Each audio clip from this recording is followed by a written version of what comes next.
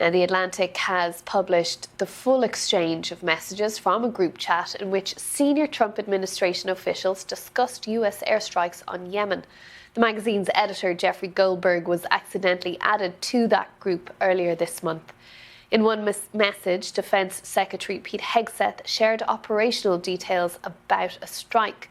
But the White House Press Secretary Caroline Leavitt on Wednesday repeated the administration's position that no classified information had been shared in the chat. Well, calls are also growing among Democrats for the Defense Secretary, Pete Hegseth, to resign. Earlier today, President Trump reiterated his support for Mr. Hegseth, while the Pentagon chief doubled down on his claims that no war plans had been shared. Nobody's texting war plans. Well, I noticed this morning, out came something that doesn't look like war plans. And as a matter of fact, they even changed the title to attack plans because they know it's not war plans. There's no units, no locations, no routes, no flight paths, no sources, no methods, no classified information. Well, our North America editor, Sarah Smith, has been speaking with The Atlantic's editor-in-chief, Jeffrey Goldberg, and she asked him what he made of the Trump administration's claims that no war plans had been shared. Well, I mean, I guess that's what people who are backed into a corner would say. But clearly, if Pete Hegseth, the Secretary of Defense, is texting me, telling me that an attack is about to be launched on Yemen, and telling me what kind of aircraft are going to be used and what kind of weapons are going to be used and when the bombs are going to fall 2 hours after the email, 2 hours after the text is received, that seems sensitive information, sensitive war planning information to me. The administration is more interested in calling me bad names, which is fine. They've done that for years, and other reporters as well. Obviously, I'm not special. They're more interested in doing that than actually acknowledging that they have a massive national security breach and that they should just go fix it.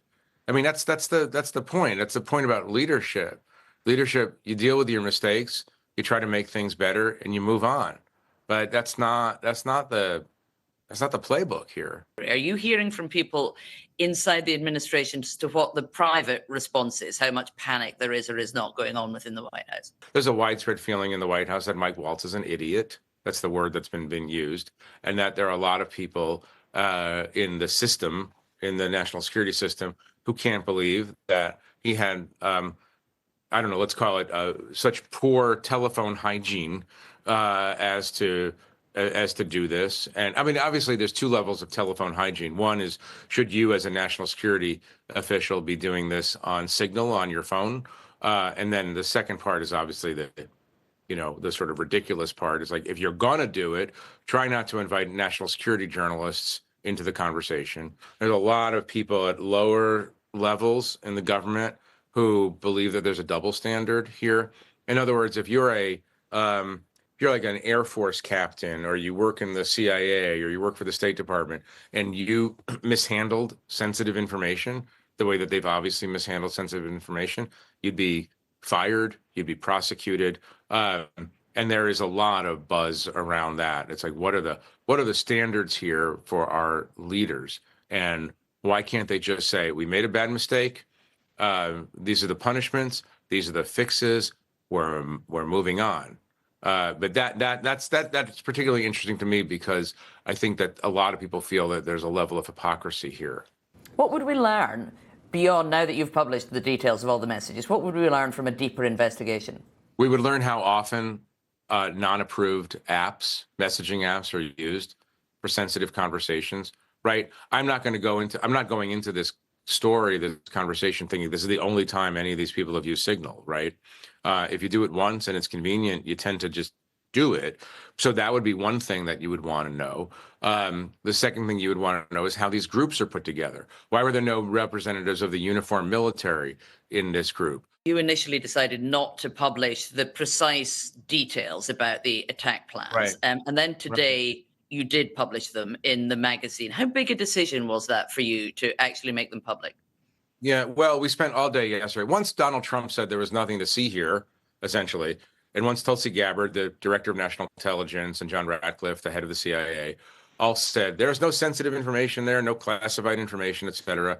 Well, we felt like, well, we disagree, and they're saying that, and we're the ones who have the email, so the text, so maybe people should see them. You know, they didn't come back with anything substantive. Some of them didn't even answer our queries. And at a certain point, the public interest comes into play, and we felt like the people of the United States should read these texts from their leaders themselves and then make the decision if this was a wise thing to do this on Signal. The personal attacks on you have been pretty vitriolic since you published this, from the president himself down, calling you a loser, a sleazebag, deceitful, highly discredited. How do you feel about the way this has been personalized against you because you published this story? Well, if I'm all those things, why did they invite me to the chat?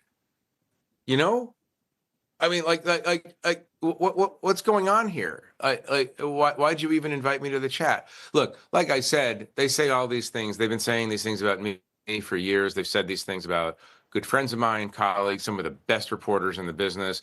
This is their move. You know, you never defend, you just attack. Like maybe they should spend a little time thinking about why I was invited into the chat in the first place. Are you worried about any kind of retribution against you or against your magazine from the Trump administration? I never worry about anything like that. I just go and do my job. That doesn't mean it's not going to happen. Well, you know, the thing about the future is it hasn't happened yet, so we'll see. And you did, after you'd seen the attack plans for the mission in Yemen, choose to leave the group. There are a lot of reporters who would have loved to have stayed in there and see what else they were saying. Oh, of course. And part of me obviously would love to see what else would be happening in there. But there's a lot of different issues here related to law and ethics and all kinds of other issues that I really can't go into. But believe me when I say that I made that decision with good advice from various parties. I made that decision not lightly.